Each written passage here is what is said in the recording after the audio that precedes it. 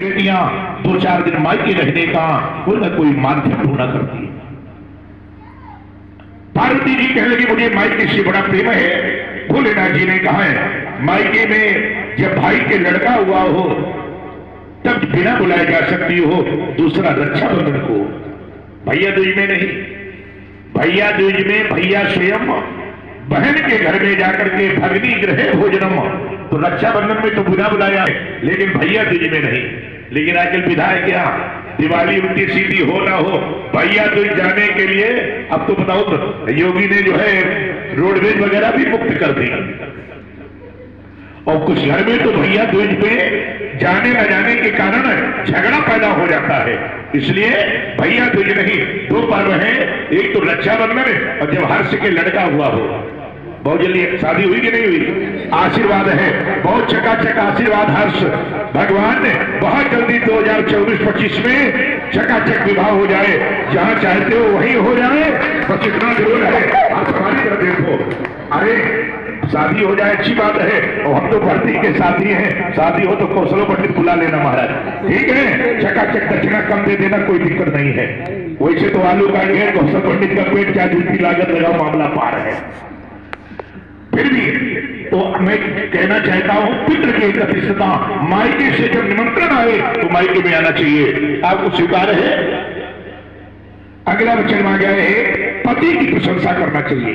पति चाहे जैसा भी हो, जहां बैठो खूब चकाचक प्रशंसा करो, ठीक रहेगा कि नहीं। लेकिन उस समय पर पार्वती जी ने आर्टिकल लगा दिया। आखिरकार जब दरवाजे पे बच्चा आता है दूल्हा, उस समय पर माताएं खड़ी होकर के कहती हैं दूल्हा बड़ा सुंदर है। इसमें पर पति की प्रशंसा हो गई तो कहा नहीं, जितने समय तक बल के सर पर मोर विराजित रहे। आपने देखा आपकी शादी में मैंने मोर स्थापित कराया।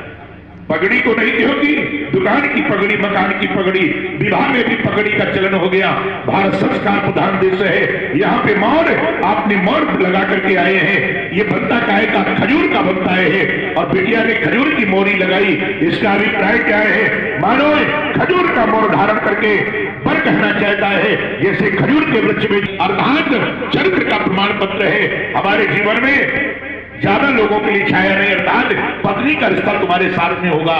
तो भारत की बहनें बेटियां भी खजूर की मोरी लगा करके कहना चाहती हैं आखिरकार मेरे जीवन में भी आपके सिवाय पति के रूप में आपका जो है वर्ण करने के साथ जो वृद्ध होंगे पिता के तुल्य होंगे, बराबर के होंगे, भाई के तुल्य होंगे, छोटे होंगे विधा में। अभी आपने देखा है हमारे भैया ने आके धर्मवा किया।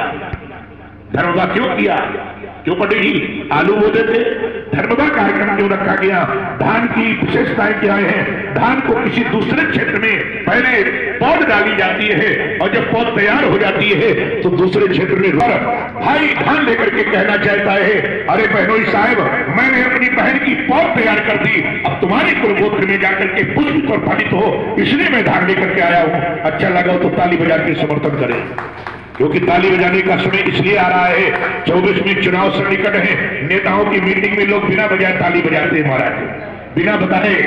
तो धान बोने का एक और कारण है महाराज, जैसे धान में 2 चीजें होती है, चावल और भूसी होती है कि नहीं, लेकिन अकेले चावल को अगर खेत में डाल दिया जाए तो चावल जमेगा नहीं महाराज। तो मानो भाई कहता है बहनोई साहब, धान में 2 चीजें हैं, चावल भूसी, अर्थात अगर आप चावल हैं तो मेरी बहन भूसी है, और जीवन को पुष्टित और फलित करने के लिए हमारी बहन का है सहयोग, समर्थन लेना पड़ेगा। ये मेरे भाई भारत की विधा संस्कारों की विधा है। आपने देखा भारत की बहन बेटी को सबसे पहले काले रंग की चूड़ियां पहनाएंगे कि नहीं। वैसे काली धोती पहन करके कोई पूजा में आ जाए तो पंडित जी कहते कि काला वस्त्र नहीं चलेगा, लेकिन भारत की बहन बेटी को काली चूड़ी पहन करके मानो प्रमाण देना चाहती है, अपने पति को विश्वास दिलाना चाहती है।